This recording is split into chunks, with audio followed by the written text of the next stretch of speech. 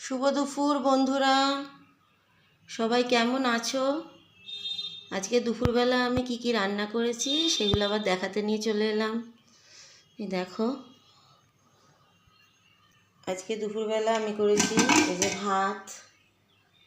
ভাত করেছি, আর এই যে মুসুর ডালটা ছিল, ডালটা করতে হয়নি, গরম করে নিয়েছি। আর এই যে চিংড়ি মাছ দিয়ে কুমড়ো, আলু, মিষ্টি আলু, তারপর ঝিঙে, ঢেঁড়স সব দিয়ে একটা চিংড়ি মাছ দিয়ে পাঁচমিশালি তরকারি। সবথেকে লোভনীয় যেটা করেছি সেটা দিয়েই আমার আজকে ভাত খাওয়া হয়ে যাবে। সবাই মোটামুটি তোমরা সবাই ভালোবাসো।